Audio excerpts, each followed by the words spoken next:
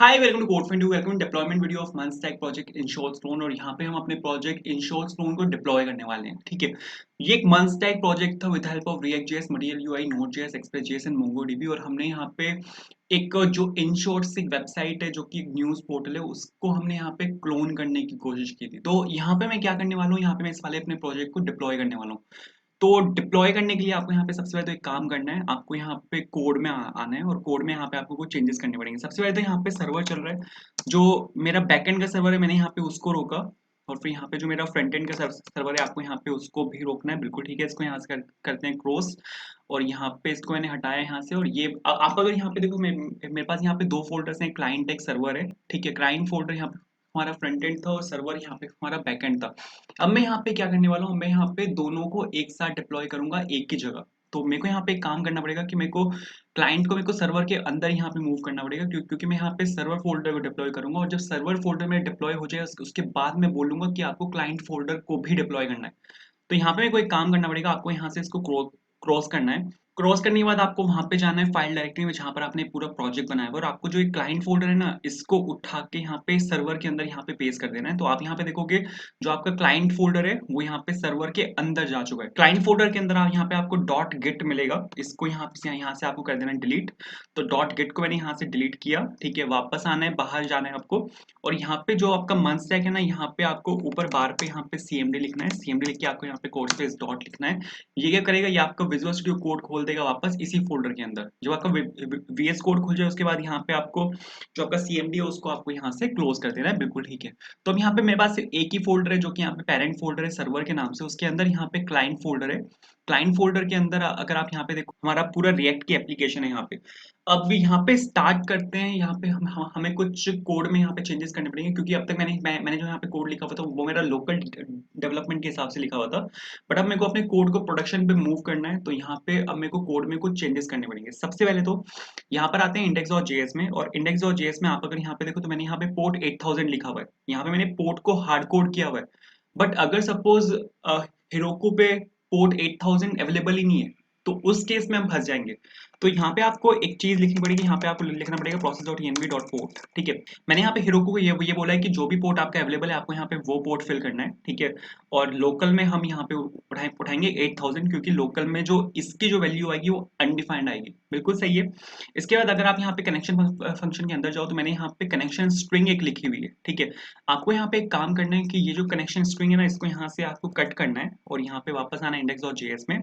और यहाँ पे इसके नीचे यहाँ पे आपको इसको पेस्ट कर देना है। ठीक है, और यहाँ पे आपने यहाँ पे यूजर नेम लिखा, यहाँ पे आपने पासवर्ड लिखा। अब यहाँ पे मैं क्या करने वाला हूँ, या जो भी मोंगोडीबी की जो स्ट्रिंग होती है ना, उसको हम डायरेक्टली कोड में पास नहीं करते। ठीक है, ऐसा हम नहीं करते। तो यहाँ पे मेरे को इसको अलग से एज अ कॉन्फिग वेरिएबल यहाँ पे पास करना पड़ेगा हिरोको पे। तो वो हम करेंगे, बाद में करेंगे। बट यहाँ पे मेरे को उसके लिए एक वेरिएबल को डिक्लेयर करना है। मैंने यहाँ पे लिखा process dot env dot MongoDB underscore URI.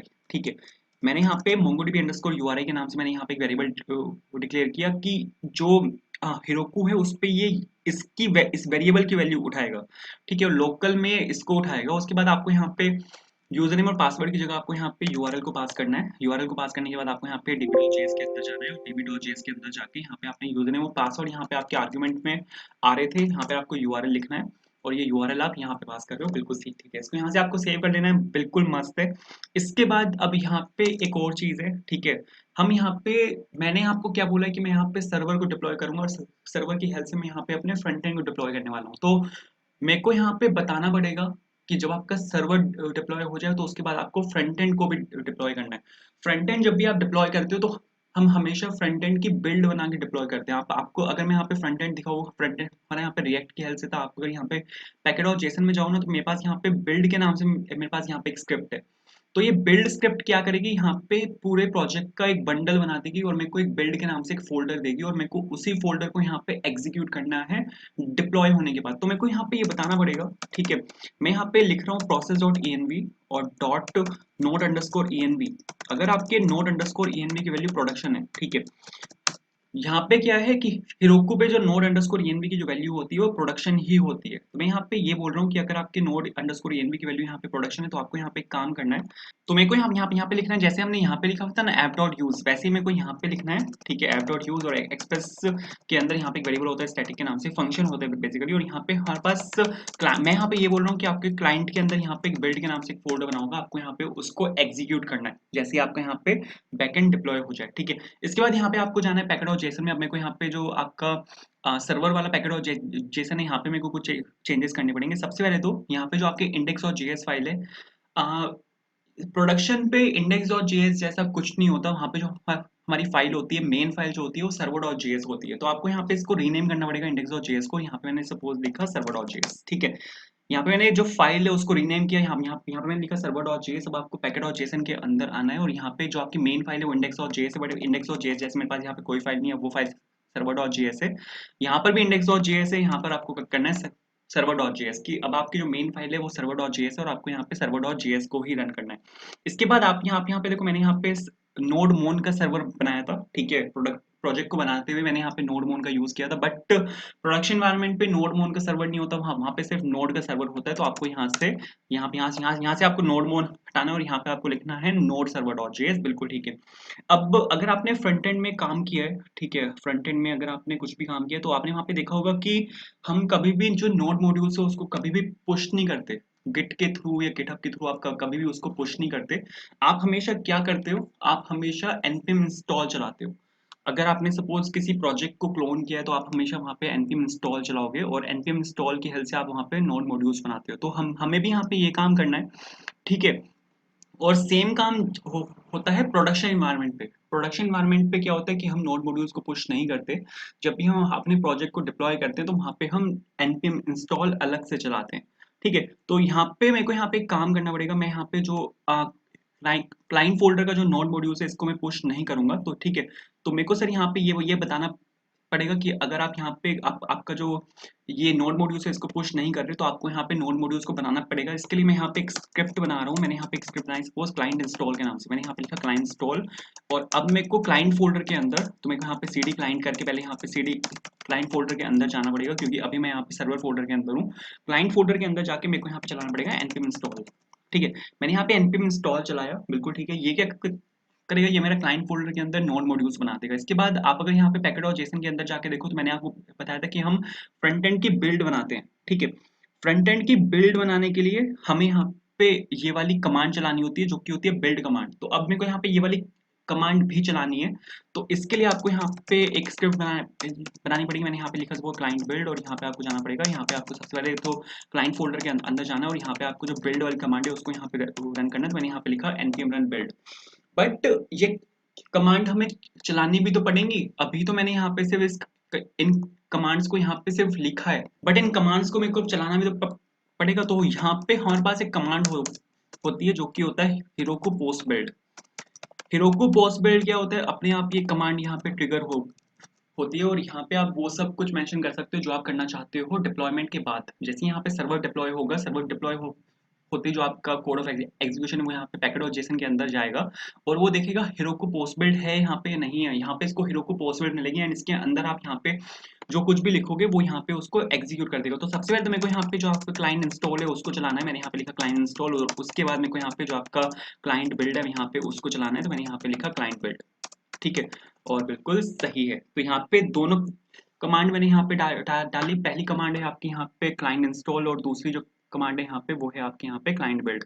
इसके बाद अब मैंने आपको ये तो बता दिया कि यहाँ पे हम नोड मॉड्यूल्स को पुश नहीं करते, बट आपको गिट को अलग से बताना पड़ता है कि सर आपको यहाँ पे नोड मॉड्यूल्स को पुश नहीं करना। इसके लिए हम यहाँ पे एक फाइल बनाते हैं। आपको यहाँ पे सर्वर पे राइट क्लिक करना है और यहाँ पे आपको एक फाइल बनानी है जो कि होगी डॉट गेट इग्नोर के नाम से। डॉट लिखना कंपलसरी है और इसके अंदर आप यहाँ पे जो कुछ भी मेंशन करोगे। ठीक है, मैंने यहाँ पे नोड मॉड्यूल्स लिखा। नोड मॉड्यूल्स ये सर्वर वाला नोड मॉड्यूल्स है, ये वाला नोड मॉड्यूल्स को हम यहाँ पे पुश नहीं करते। आपको यहाँ पे पैकेज लॉग डॉट जेसन को भी पुश नहीं करना। तो पैकेज लॉग डॉट जेसन को भी पुश नहीं करते। उसके बाद फिर क्लाइंट फोल्डर के अंदर भी मेरे पास यहाँ पे नोड मॉड्यूल्स है, हम उसको भी पुश नहीं करते। और क्लाइंट फोल्डर के अंदर भी हमारे पास पैकेज लॉग डॉट जेसन है, हम उसको भी पुश नहीं करते। जब आप npm इंस्टॉल चलाते हो तो पैकेट लॉग डॉट जेसन भी वहाँ पे अपने आप बन जाती है। उसके बाद यहाँ पे एक और फाइल है .env फाइल, हम इसको भी पुश नहीं करते क्योंकि यहाँ पे इस फाइल के अंदर हमारे पास जो सेंसिटिव इन्फॉर्मेशन है वो होती है, तो आपको यहाँ पे लिखना है .env।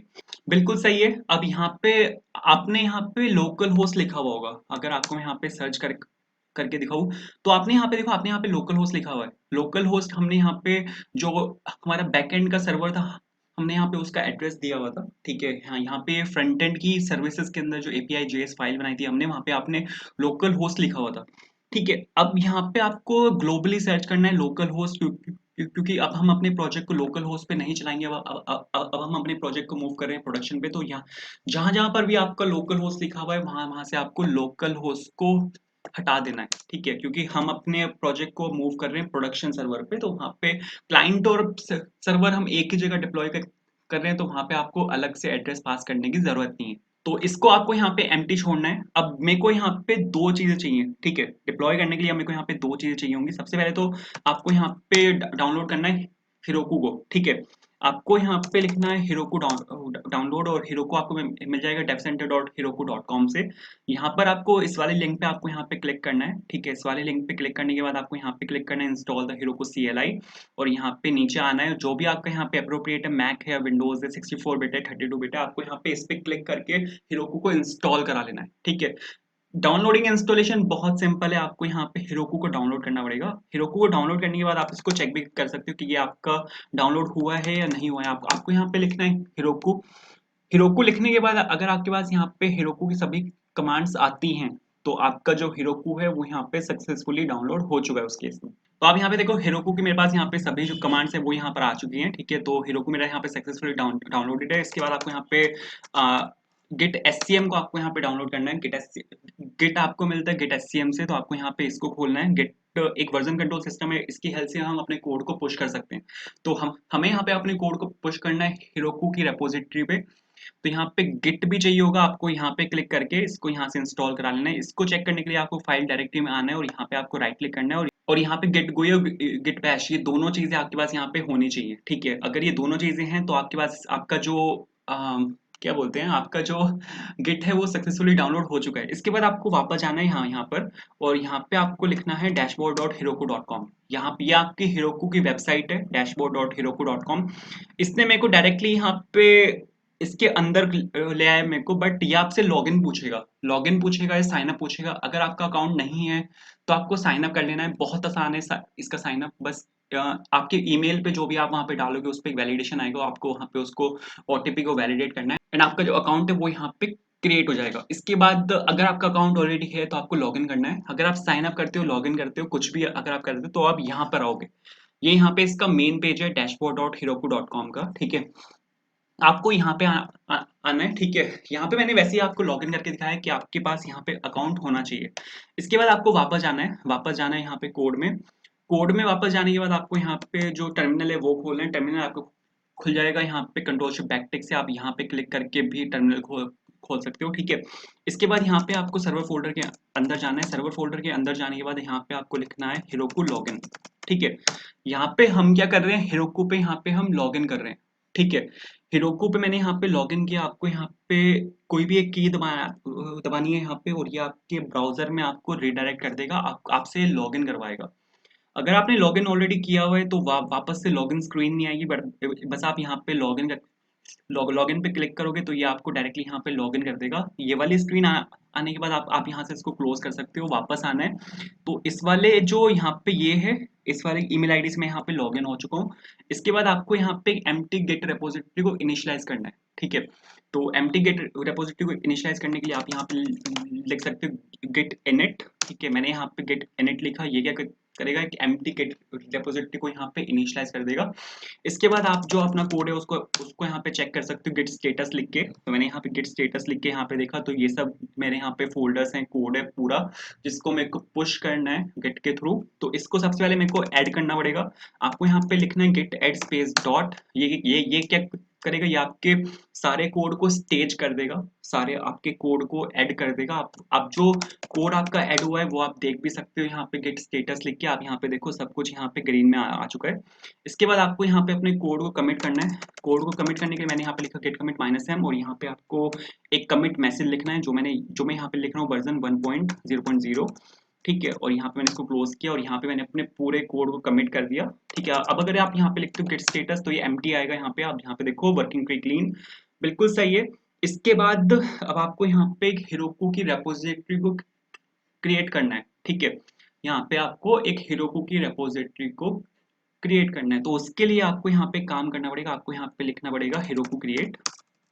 ठीक है, हेरोकू क्रिएट, और कोई भी एक नाम आपको यहाँ पे देना है। ठीक है, मेक श्योर कि ये जो यहाँ पे नाम होना चाहिए ये आपका यूनिक होना चाहिए। तो मैं सपोज यहाँ पे लिख रहा हूँ कोड फॉर इंटरव्यू, और मैंने यहाँ पे लिखा सपोज न्यूज। ठीक है, कोड फॉर इंटरव्यू न्यूज मैंने यहाँ पे लिखा। ये जो नाम होना चाहिए यूनिक होना चाहिए, क्योंकि यही आपका रिपोजिटरी का नेम होगा और यही आपका बाद में जाके यूआरएल बनेगा।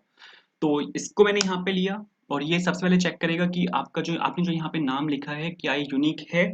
अगर ये यूनिक है तो ये इसका यहाँ पे आप देखो, इसने यहाँ पे मेरे को दो यूआरएल दिए हैं। पहला यूआरएल आपका यहाँ पे जो भी आपकी यहाँ पे वो है, क्या बोलते हैं जो आपका यहाँ पे हेरोकू की वो है रेपोजिटरी है, और सेकंड जो यूआरएल है वो यहाँ पे आपका हेरोकू ऐप का यूआरएल है, जहां पर जाकर आपकी वेबसाइट डिप्लॉय होगी। ठीक है, जिसकी हेल्प से आप जिस यूआरएल की हेल्प से आप अपनी वेबसाइट को एक्सेस कर सकते हो। ठीक है, तो ये तो बिल्कुल ठीक है। इसके बाद आपको यहाँ पे वापस यहाँ पे आना है, और यहाँ पे आप इस चीज को देख भी सकते हो। सपोज आपको मैं यहाँ पे रिलोड करके दिखाऊं तो यहाँ पे मेरे पास 4 रिपोजिटरीज आएंगी, और आप यहाँ पे देखो तो मेरे पास यहाँ पे कोड फॉर इंटरव्यू न्यूज के नाम से ये मेरे पास यहाँ पे आ चुका है। आपको इसको यहाँ पे खोलना है। इसको खोलने के बाद आप इसको यहाँ पे चेक भी कर सकते हो। आप यहाँ पे देखो, ये हमने यहाँ पे अभी अभी बनाया है। आपको यहाँ पे सेटिंग्स में जाना है। सेटिंग्स में जाने के बाद आपको यहाँ पे जाना है रिवील कॉन्फिग वैर्स में, और रिवील कॉन्फिग वैर्स में अब मैंने आपको एक चीज बोली थी कि हम यहाँ पे काम करेंगे। आपको अगर मैं यहाँ पे server.js के अंदर जाके देखो, मैंने आपको बोला था कि mongodb अंडरस्कोर URI की वैल्यू मेरे को अलग से मेंशन करनी है, वो हम यहाँ पे मेंशन करते हैं कॉन्फिग वैर्स के अंदर। तो आपको यहाँ पे ये जो पूरा यूआरएल है इसको यहाँ से आपको कॉपी करना है। ठीक है, और पूरे यूआरएल को मैंने यहाँ से सपोज कॉपी किया। ठीक है, कॉपी करने के बाद आपको यहाँ पे इसको पूरे यूआरएल को यहाँ पे लाके इसको पेस्ट कर देना है। स्टार्टिंग में आपने यहाँ पे जो आपका यूजर नेम और पासवर्ड है वहाँ पे आपने वेरिएबल लिखा हुआ है, यूजर नेम और पासवर्ड की जो एक्चुअल वैल्यू है उसको वहाँ पे आपको फिल करना है। तो अगर आपने प्रोजेक्ट मेरे साथ बनाया है ये वाला, तो यहाँ पे आपने देखा होगा कि मैंने यहाँ पे जो यूजर नेम था मेरा वो था यहाँ पे यूजर के नाम से, और जो पासवर्ड था वो था मेरे यहाँ पे कोड फॉर इंटरव्यू के नाम से। तो मैंने यहाँ पे यूजर नेम अपना पासवर्ड डाला, बिल्कुल सही है। की क्या होगी यहाँ पे, की आपकी यहाँ पे ये होगी जिसकी हेल्प से आप यहाँ पे इसको एक्सेस कर सकते हो, जो कि यहाँ पे mongodb अंडरस्कोर URI। मैंने यहाँ पे लिखा mongodb अंडरस्कोर URI, और आपको यहाँ पे इसको ऐड कर देना है। ऐड करने के बाद यहाँ पे एक नई नई रो को जनरेट कर देगा, उसको ऐड कर देगा। इसके बाद यहाँ पे नोड अंडरस्कोर env है हमारे पास। यहाँ पे इसकी वैल्यू मेरे पास यहाँ प्रोडक्शन है। ठीक है, तो यहाँ पे मैं एक काम कर रहा हूँ, एक और मैं यहाँ पे की वैल्यू बना रहा हूँ। वैसे नोड अंडरस्कोर env की वैल्यू हेरोकू पे प्रोडक्शन ही होती है, बट ठीक है, हम यहाँ पे एक सेफ साइड पे इसको लेके चल रहे हैं। मैंने सपोज यहाँ पे नोड अंडरस्कोर env की वैल्यू को मैंने यहाँ पे प्रोडक्शन डाला, और बिल्कुल ठीक है। तो सर यहाँ पे आपके दो कॉन्फिग वैर्स मैंने यहाँ पे ऐड किए हैं, बट मेरे को बस यहाँ पे दो ही ऐड करने हैं। आप अगर इतना लिखोगे तो इतने से हो जाएगा। इसके बाद आपको यहाँ पे जाना है cloud.mongodb.com पे, और यहाँ पे आपको नेटवर्क एक्सेस में जाना है। नेटवर्क एक्सेस में अगर आप देखो तो मैंने मेरा यहाँ पे करंट आईपी एड्रेस जो है यहाँ पे वो है। आपको इसको यहाँ से डिलीट करना है, क्योंकि अब आप अपने प्रोजेक्ट को प्रोडक्शन पे मूव कर रहे हैं, तो अब आपकी वेबसाइट को कोई भी एक्सेस कर सकता है। तो इसके लिए आपको यहाँ पे पब्लिक आईपी को डालना पड़ेगा, जो है यहाँ पे अलाउ एक्सेस फ्रॉम एनीवेयर। मैंने यहाँ पे इस पे क्लिक किया, और आपको यहाँ पे इसको कंफर्म करना है। कंफर्म करने के बाद ये पेंडिंग में, ये एक्टिव में यहाँ पे होना चाहिए, कोई बात नहीं, ठीक है। ये अगर आप वापस जाओ, वापस जाने के बाद अब आपको यहाँ पे अपने कोड को पुश करना है। कोड को पुश करने के लिए आप यहाँ पे लिख सकते हो गिट पुश, और यहाँ पे आपको लिखना है हिरोकू, क्योंकि अब मैं यहाँ पे अपने कोड को हिरोकू पे पुश करने वाला हूँ। कौन सी ब्रांच पे, तो बाय डिफॉल्ट जो ब्रांच होती है वो मास्टर होती है, तो मैं यहाँ पे अपने कोड को जो मास्टर ब्रांच है वहां पे पुश कर रहा हूँ। तो यहाँ पे अगर आप देखोगे तो ये हमारे कोड को पुश करना स्टार्ट कर देगा। पुश करने के बाद ये डिप्लॉय करना भी स्टार्ट कर देगा। तो यहाँ पे जो हमारा पूरा प्रोजेक्ट है वो यहाँ पे डिप्लॉय होना स्टार्ट हो चुका है। एंड आप अगर यहाँ पे देखो तो ये यहाँ पे आपकी जो प्रोडक्शन बिल्ड है फ्रंट एंड की, यहाँ पे वो बना रहा है। इससे पहले इसने npm इंस्टॉल चलाया था क्लाइंट इंस्टॉल स्क्रिप्ट से। अभी यहाँ पे क्लाइंट बिल्ड को रन कर रहा है, जो कि यहाँ पे बना रहा है एक प्रोडक्शन बिल्ड। और जो बिल्ड है अपना वो यहाँ पे बन के बिल्कुल रेडी हो चुका है। बिल्ड जो है वो यहाँ पे अपना सक्सीड भी हो चुका है। अब ये इस आपके बिल्ड को कंप्रेस कर रहा है। कंप्रेस करके कुछ एमबीज की का ये पूरा प्रोजेक्ट होगा। ठीक है, 80 या 90 एमबीज का होता है शायद, जहां तक मेरा ख्याल है। हाँ, 92 एमबी का है। तो आपका जो प्रोजेक्ट है वो डिप्लॉय हो चुका है। इस वाले लिंक पे ही आपका प्रोजेक्ट जाके डिप्लॉय हुआ है। तो आपको यहाँ पे लिखना है हिरोको ओपन। हिरोको ओपन अगर आप यहाँ पे लिखोगे तो इससे भी खुल जाएगा, या फिर आप यहाँ पे डायरेक्ट इसको कॉपी करके ब्राउजर में पेस्ट कर सकते हो। तो मैंने यहाँ पे हिरोको ओपन लिखा एंड ये आपको ब्राउजर में रीडायरेक्ट कर देगा खुद से। और उसी वाले लिंक पे तो आप यहाँ पे देखो, जो अपना जो प्रोजेक्ट है वो यहाँ पे सक्सेसफुली आके डिप्लॉय हो चुका है। ठीक है, यहाँ पे जो यूआरएल है वो कोड फॉर इंटरव्यू news.heroku-app.com है। अब मैं यहाँ पे लोकल होस्ट पे नहीं चला रहा हूँ, मैंने यहाँ पे अपनी एप्लीकेशन को प्रॉपर हेरोको पे आके डिप्लॉय किया। तो हमारा जो प्रोजेक्ट है वो यहाँ पे हेरोको पे डिप्लॉय हो चुका है। अगर आपका प्रोजेक्ट बाय चांस डिप्लॉय नहीं हुआ, कुछ गड़बड़ है, यहाँ पे सपोज आए कैन नॉट गेट या कोई और एरर है यहाँ पे, तो यहाँ पे प्रॉपर एरर का पता नहीं चलता। आपको यहाँ पे काम करना है, आपको यहाँ पे जाना है वापस और यहाँ पे आपको लॉग्स चेक करने हैं। लॉग्स चेक करने के लिए आपको यहाँ पे लिखना पड़ेगा हेरोku logs -.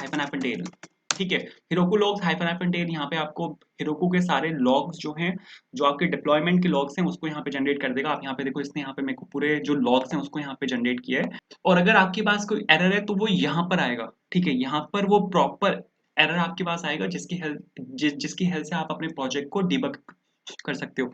आप जो लॉग्स हैं उनको यहाँ पर भी चेक कर सकते हो। आपको यहाँ पे जाना है मोर में और यहाँ पे आपको लिखना है व्यू लॉग्स। व्यू लॉग्स पे यहाँ पे आपको क्लिक करना है। तो जो लॉग्स मैंने वहाँ पे खोले थे वो आप यहाँ पर भी देख सकते हो। तो एरर आपका यहाँ पर आएगा अगर सपोज कोई प्रॉब्लम है। ठीक है, तो आई होप वीडियो पसंद आई होगी आपको। आपका प्रोजेक्ट भी सक्सेसफुली डिप्लॉय हुआ होगा। अगर सक्सेसफुली डिप्लॉय नहीं हुआ तो आपको सबसे पहले लॉग्स चेक करने हैं और फिर इसको डिबग करने की कोशिश करनी है। नहीं होता तो मेरे को बताना, मैं हेल्प कर दूंगा। ठीक है, तो प्लीज वीडियो को लाइक करना, चैनल को सब्सक्राइब करना and thank you so much for watching this video. Have a good day.